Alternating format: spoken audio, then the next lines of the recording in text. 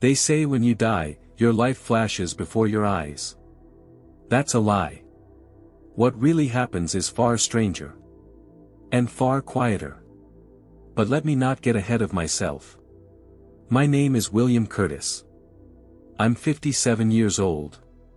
I own half of Wall Street, at least, I did. My name was once whispered in elite circles from Manhattan to Singapore. Curtis Global Capital. We moved markets. I sat on private jets more than I sat at my own dinner table.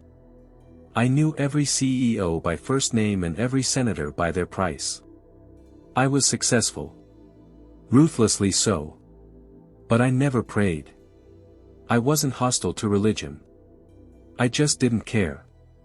Church, to me, was something poor people clung to when the economy didn't go their way. God was a story for those who hadn't made it. I had made it. Until that night in Aspen. I had just closed a merger that would have netted my firm $2.3 billion in equity gains. I remember watching the snowfall outside my private lodge in the Rockies. The glass of 60-year-old scotch in my hand. The fire roaring. The world exactly as I designed it. And then my chest collapsed. Not metaphorically. Not emotionally. Physically. A sharp pain, like claws digging into my sternum, gripped me. I dropped the glass. My knees hit the floor. My breath wouldn't come. The world narrowed. And then. Silence. When I opened my eyes, I expected to see hospital lights or maybe the face of a paramedic. Instead, I was standing in a vast black space. No floor. No sky. Just presence. Stillness. It was like waking up inside the pause between heartbeats. And in that pause, I felt it. Something was watching me. Not from the outside. From within. It was as if every part of me was exposed, not just my body, but my intentions. My ambitions. My secrets. My lies. I don't know how long I stood there. Time didn't behave normally. It folded like paper, stretched like smoke. And then. I began to hear.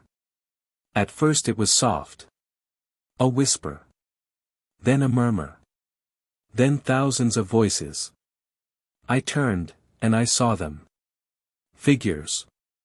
Shadows of people I had once met. Employees I'd laid off without warning. Competitors I'd crushed. Partners I had betrayed in silent boardroom maneuvers. Even women I had used, discarded, forgotten. Their eyes weren't angry. They were empty. And in unison, they spoke. You thought we were numbers. You thought you could forget. But your soul never forgets. I tried to speak. I tried to defend myself. I opened my mouth, but no words came. Because the truth was. They were right.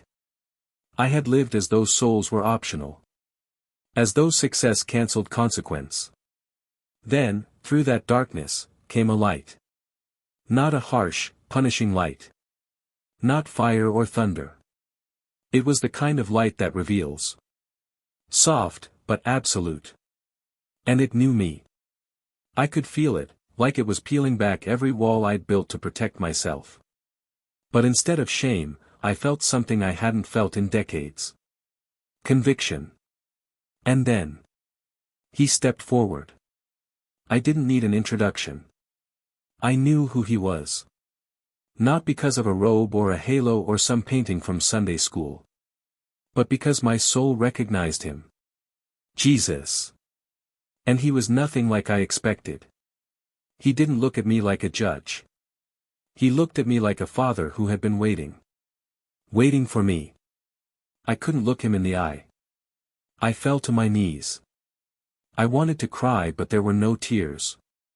I tried to speak, but no words came. Only this thought, echoing inside. I've wasted everything. He walked closer. And then he said something I will never forget, in a voice that held both fire and water. You traded eternity for dust. But I have not forgotten you. My whole being trembled. Is it too late? I managed to whisper, not aloud, but inside. He heard it anyway. He knelt down, took my hand, and said, "As long as breath is in your lungs, it's never too late to return." And then I felt the pull. The scream of machines. The shock of pain. The stench of antiseptic. And voices, real voices this time. Doctors. Nurses. My son. I was alive. But I was no longer the same man. I had touched death. I had stood before the light. And I knew now. It's not success that damns you. It's silence. The silence of a soul that never prays. And that's where this story truly begins. They told me I was dead for 6 minutes. 6 minutes without oxygen. 6 minutes of nothingness, they said. But they were wrong. I had seen more in those 6 minutes than in 57 years of life. I lay in a private room at St. Luke's Hospital in Denver, tubes in my arms, machines humming like nervous prayers. My son, Tyler, sat beside me with red eyes. He's 32, a venture capitalist like I once was, brilliant, cold, and always chasing the next pitch deck. He reminded me of myself. "Dad," he whispered, "you scared the hell out of us." I wanted to tell him everything. About the black space. The voices. The light. Him. But I couldn't. Not yet. Because something had come back with me. A weight I couldn't shake. A presence that lingered in the room when the nurses left and the lights dimmed. At first I thought it was fear. Trauma. A psychological echo of the experience. But it was more than that. It was as if a veil had been ripped away, and now I could see. 3 days after waking, they let me go home. My house in Aspen sat on 12,000 square feet of glass, stone, and steel. A view of the mountains. Modern art. Imported everything. It used to feel like power. Now it felt like a tomb. I wandered through it like a ghost, staring at the walls I'd once commissioned from European architects, the chairs that cost more than most people's salaries, the wine cellar that hadn't been touched in years. All of it whispered one word. Empty. And the strangest thing happened. I began to hear things. Not out loud. Inside. Not voices. Questions. Who did you become? What did you worship? Where were your prayers? At first I tried to drown them out. I went to my private gym. I watched the markets. I even called a woman I used to spend weekends with in Lake Tahoe. But nothing worked. The questions returned. Louder. Sharper. And then the dreams began. The first one was simple. I was in my New York office, 50th floor, Park Avenue. Everything was as I remembered, the walnut desk, the skyline, the monitor blinking with market data. But something was wrong. Everyone was frozen. My assistants. The partners. Even myself, standing behind the desk, perfectly still. And then, I noticed something horrifying. There was no reflection in the windows. None. The city was gone. Outside the building, there was nothing but blackness. The world had vanished. Then, slowly, my reflection turned. It looked at me and spoke with my own voice. You spent your life buying silence. But silence is what will claim you. I woke in a cold sweat. I couldn't breathe. Not because of my heart, because of the truth in those words. I had silenced everything that mattered. Conscience. Mercy. God. The next morning, I sat alone in the great room. Just me and the sound of melting snow. And I said something I hadn't said since I was a child. God, if you're real, if that was you. I'm listening. It wasn't eloquent. It wasn't a hymn. But it was a beginning. And that's when it happened. Not a voice. Not a miracle. Just stillness. But this time, it wasn't cold or empty. It was full. Like someone was sitting beside me, breathing with me. The same presence I had seen in that other world was now here. And I realized something so painfully simple it brought me to tears. He had never left. I had. For decades, I measured life by gain. By leverage. By the value of companies and the scalability of ideas. But now I saw it all for what it was. Distraction. Noise. Dust. And beneath it all, waiting patiently in the silence, was a God I never once thought I needed. That night, I took a Bible from the library. It was a gift someone had given me years ago, unopened, still sealed in plastic. I tore off the wrap like it was suffocating me. I didn't know where to start. So I let it fall open. It landed on Psalm 32. Blessed is the one whose transgression is forgiven, whose sin is covered. When I kept silent, my bones wasted away. I laughed.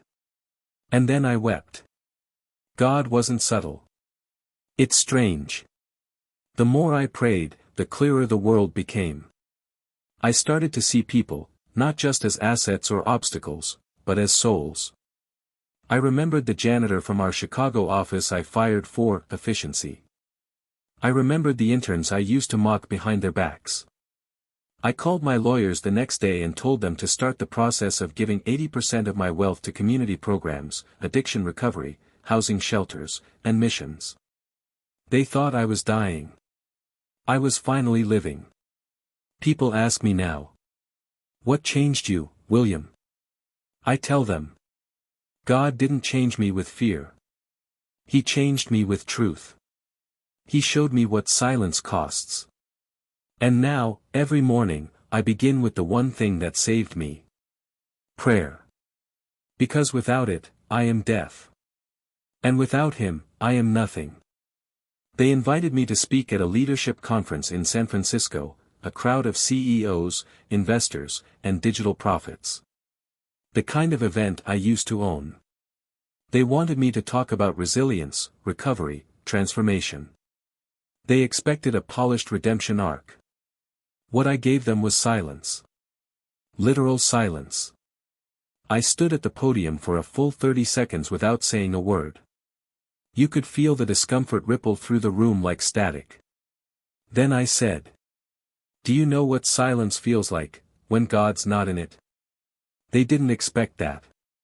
And I didn't care. I wasn't there to perform. I was there to warn. When I died, if only for 6 minutes, I thought I had stepped into nothingness. But what I entered was a courtroom that didn't need a judge or jury. Because truth, in the presence of God, speaks for itself. I had seen hell, but not the fire and pitchfork version from bad Sunday school cartoons. Hell is a place of absolute clarity. It's seeing everything you built, bought, and broke, without love, without mercy, and without God, and realizing it will never be enough to warm your soul. It's a palace of mirrors where you can't escape your own reflection. It's the silence of a soul that never spoke to its creator. But here's the truth. I didn't stay there. Not because I earned my way back. Not because I gave to charity. Not because I was good. But because He pulled me out. And that's what I need you to hear. Right now. Wherever you are, in your car, on your couch, in the back of an Uber with AirPods in, just stop. Breathe. Ask yourself. When was the last time you prayed? Not repeated words. Not ritual. I mean a raw, cracked open prayer. Like, God, I need you. Like, I'm scared and I don't know how to fix this. Like, please come back.